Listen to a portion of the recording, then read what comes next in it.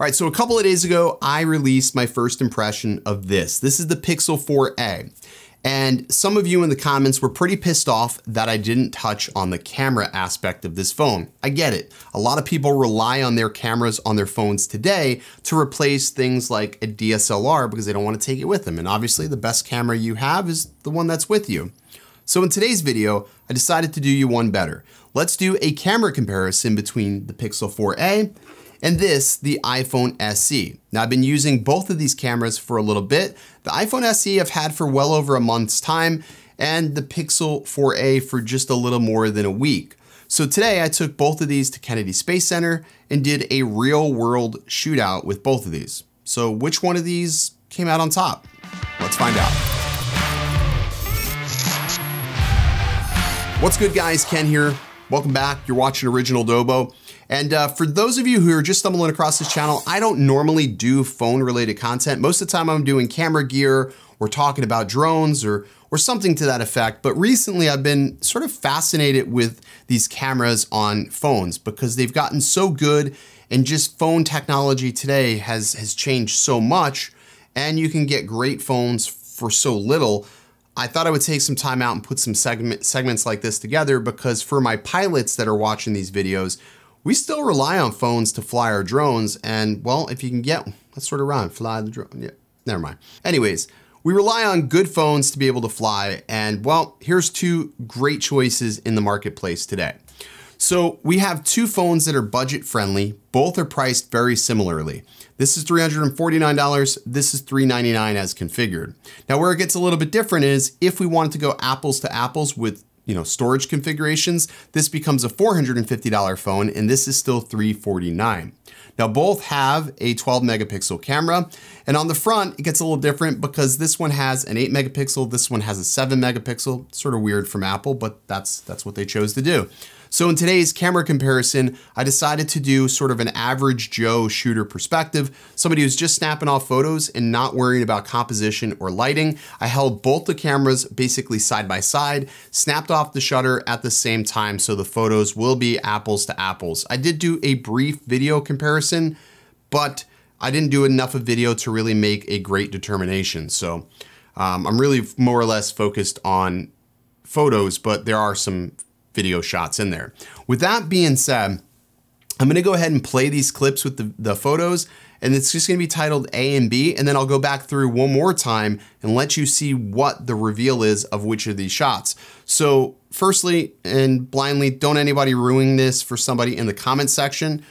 So let them make their own decision based upon what they see and what they like first.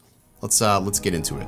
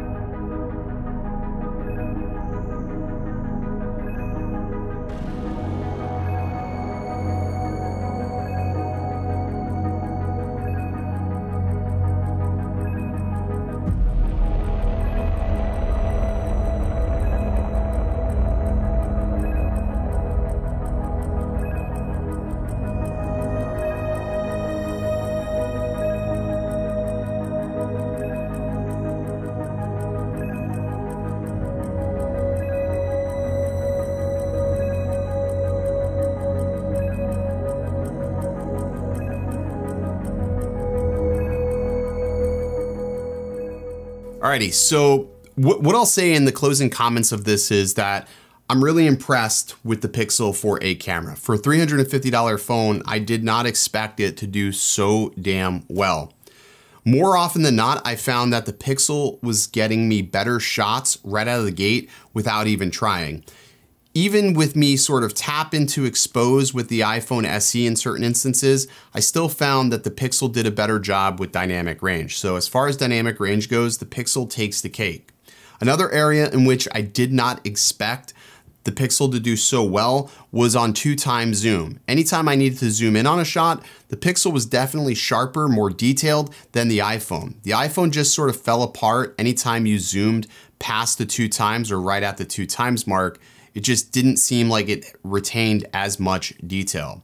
In low light situations, the Pixel outshined the iPhone SE easily. It was like no competition. There was a lot of grain and loss of detail in the iPhone SE as to where the Pixel was able to make out the details and retain some of the highlight and shadow roll off, which I thought was pretty fantastic. Now, when it came to the front-facing cameras, that's where I think the iPhone did a little bit better. I noticed that the portrait shots just looked a little sharper, a little cleaner, a lot more natural and less distracting. But again, that's going to be really subjective. Some of you may like that overly done bokeh that the Pixel can generate, although the front-facing shooter worked great and the autofocus was really, really solid. As far as video goes, really don't have a clear-cut winner because I didn't spend enough time in video on either one of these to really deem one better than the other. But from what I saw, both of these did great as far as video goes, and you're probably not going to have a complaint either or way. And then there's some shots that I looked at that was really hard to determine which one was a clear winner on those outdoor shots. I think both cameras did really well in some instances and traded blows back and forth. But where I think the Pixel 4a edges out the iPhone SE is just in the sheer dollars to performance perspective at $350 versus this $400 budget phone from Apple. It just gets the job done. The other thing that I enjoy is the fact that I have 35% battery here and I have just a little bit over 50% battery on this phone. Now you're probably thinking, well, clearly the iPhone's winning that aspect, but I forgot to charge this now I'm going on a day and a half and I charged this today. So this phone's battery with popping off all these photos and images today did absolutely phenomenal, which I think is great. So yeah, let me know what you guys think of these images, and if you want to see a different test, maybe with video, I can definitely go ahead and spin one of those up. But I'm really impressed. For 350 bucks, I'm glad my SIM card is in the Pixel 4a because when I need a good camera, I can rely on this. And in some instances, I've been using this camera more so than the one that is on my iPhone 11 Pro. So there you go. That's gonna do it for this video. If you enjoyed, be sure to smack that like button. If you didn't, well, then you didn't. I don't know what to tell you. I'm not a phone guy. You want a phone guy? Go watch somebody else. Go watch Technically T or something. I don't know. Jackasses. Stay rich.